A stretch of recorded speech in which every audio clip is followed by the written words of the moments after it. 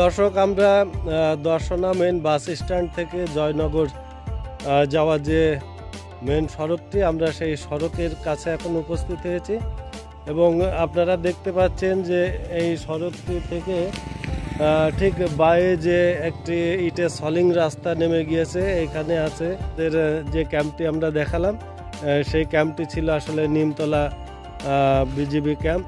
তো দর্শক, আমরা এখন সেই দর্শনা জয়নগরের মেন সড়কে এসেছি। আমরা এখান থেকে আবার জয়নগর চেকপোস্টের উদ্দেশ্যে রওনা দিব।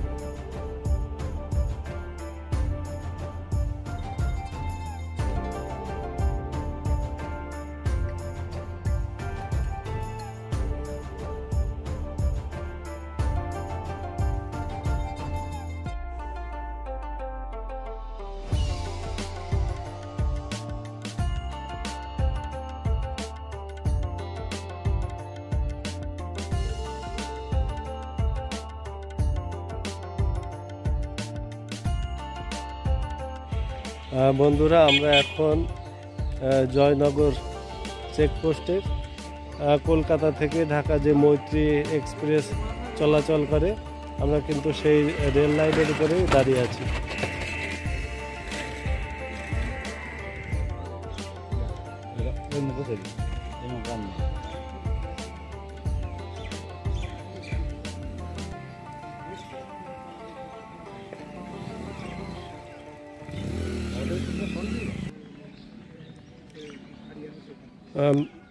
আমরা যে ফুট ওভারটি দেখতে পাচ্ছি, এটি কিন্তু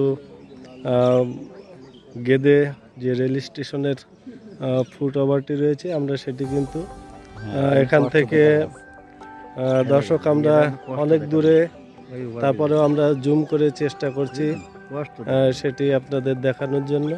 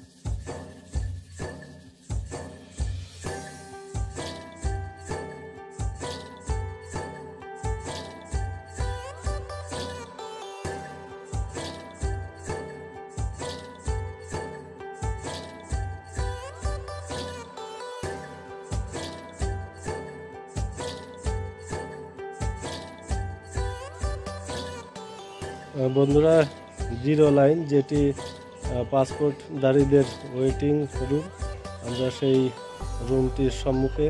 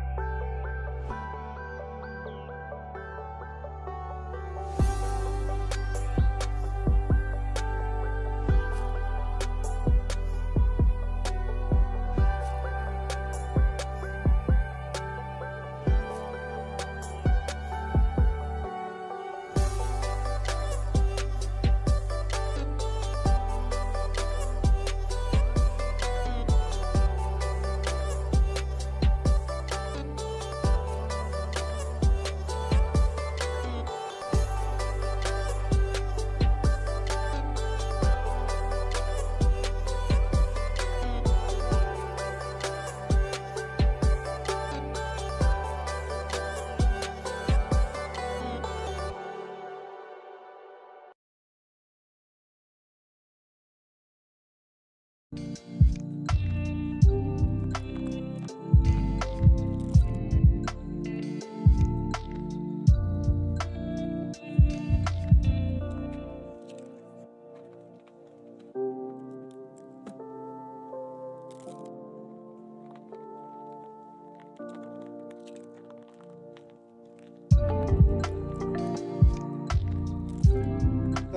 দেখতে পাচ্ছেন যারা ইন্ডিয়া থেকে আসছে তাদের আমরা কিন্তু পথের মধ্যে দেখতে পাচ্ছি।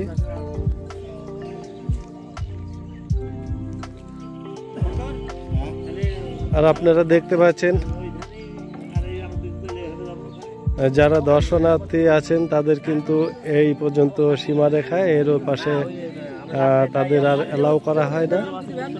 আমার আজকে সফরসঙ্গী হয়েছেন ডুগডুগি থেকে এসেছে আমাদের অশোকদা রয়েছে, কাঁঠাল বাগান থেকে শঙ্কর আছে, ঝিনাইদহ থেকে আসছে আমাদের বিআই নিত্যগোপাল, জয়রামপুর কাঁঠালতলা থেকে এসেছে বিকাশ। তো আমরা এখানে সবাই ঘুরতে এসেছি। তো বিকাশ, তোমার তো পাসপোর্ট ভিসা লাগানো আছে তাই না? কিন্তু তোমার তো পাসপোর্ট ভিসা সবই আছে। আমি ডিসেম্বরের 8 তারিখে জয়রামপুর থেকে বেনাপোলের উদ্দেশ্যে ইন্ডিয়ার উদ্দেশ্যে রওনা হয়েছিলাম, বেনাপোল বর্ডার হয়ে। কিন্তু সেখানে গিয়েছিলাম সকাল 7টা থেকে আমি লাইনে দাঁড়িয়েছিলাম। 7টা থেকে লাইনে দাঁড়ানোর পরে আমার ওই পারে পৌঁছাতে সময় লেগেছিল বিকাল 4টা। তো খুবই দুর্বিষহ একটা বিষয়, প্রচণ্ড কষ্টদায়ক। তো যাই হোক, আমার বাসা জয়নগর চেকপোস্ট থেকে 6 থেকে 7 কিলো দূরে। তো এত নিকটে বাসা হওয়া সত্ত্বেও আমি যে জয়নগর চেকপোস্ট হয়ে ইন্ডিয়া প্রবেশ করতে পারছি না, এটা আমার জন্য খুবই দুঃখদায়ক ব্যাপার। তো যাই হোক, আমি আশা রাখবো আমাদের এই জয়নগর চেকপোস্টটা যাতে খুলে দেওয়া হয়। আসলে বন্ধুরা, আপনারা জানেন যে জয়নগর চেকপোস্টটা কিন্তু বন্ধ আছে। আমরা যাদের দেখতে পাচ্ছি যে ইন্ডিয়া থেকে যারা আসছেন, এটা শুধু যারা ইন্ডিয়া থেকে আসবে তাদের জন্য খোলা আছে, কিন্তু আমরা যারা বাংলাদেশ থেকে ইন্ডিয়ায় পাসপোর্ট ধারী যারা যাব তাদের এখন প্রবেশ এখনও নিষেধ রয়েছে। যার কারণে বিকাশের বাড়িটা ঠিক এই চেকপোস্ট থেকে বলল যে 6-7 কিলোমিটার দূরে, তারপরেও তাকে কিন্তু সেই বেনাপোল বর্ডার ঘুরে যেতে হয়েছিল। এবং শুনতে পেয়েছেন যে এখন জয়নগর চেকপোস্টটি বন্ধ আছে, যার কারণে এখন বেনাপোল চেকপোস্টে প্রচণ্ড চাপ, যার কারণে সকাল 7টা থেকে কিন্তু বিকাল 4টে পর্যন্ত বেনাপোল চেকপোস্টে অপেক্ষা করতে হয়েছিল বিকাশকে। এমন বিড়ম্বনায় কিন্তু অনেক যাত্রীদেরকেই পড়তে হচ্ছে। তো আমরা আশা করব খুব দ্রুত যাতে এই চেকপোস্টটি উন্মুক্ত করা হয়। আবার সরকারের কাছে আমরা সেই উদাত্ত আহ্বান জানাবো।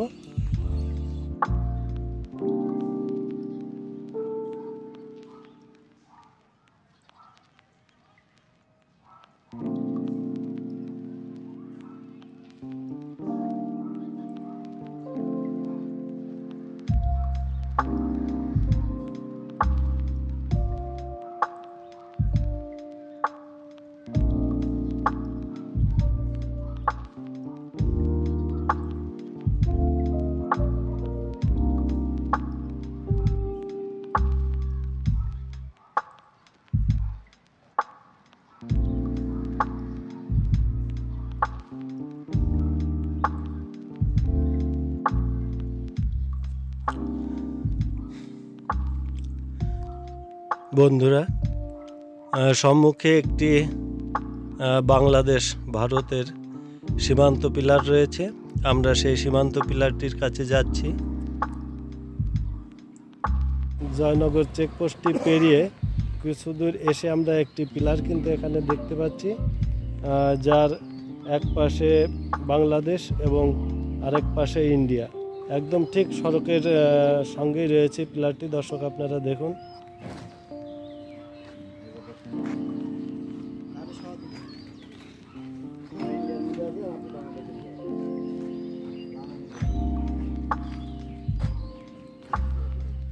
দর্শক, এই আপনারা দেখতে পাচ্ছেন বিডি অর্থাৎ বাংলাদেশ।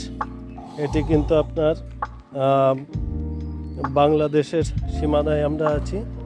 ঠিক এই পিলারেরই অপোজিটে দেখুন লেখা আছে ইন্ডিয়া।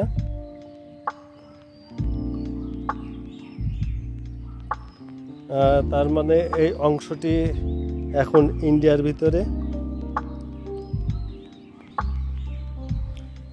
এবং এখানে বন্ধুরা আসলে কোনো ধরা বাঁধা নিয়ম নাই। এখানে আমরা দেখতে পাচ্ছি যে আমাদের দেশি যারা বাংলাদেশিরা এখানে কিন্তু ইন্ডিয়ার যে পাশটা আমরা দেখলাম, এখানে কিন্তু সবাই তাদের বিভিন্ন কাজকর্মে ব্যস্ত আছে আমরা দেখতে পাচ্ছি।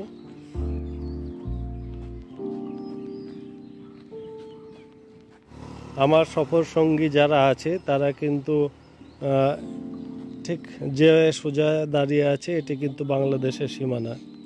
আর আপনারা দেখতে পাচ্ছেন যে এখানের স্থায়ী একজন বাসিন্দা, সে কিন্তু এইমাত্র আমরা দেখতে পেলাম। এই পিলারের যে সীমানা, সেই সীমানা হিসাব করলে সে কিন্তু এখন ইন্ডিয়ার ভিতরে অবস্থান করছে।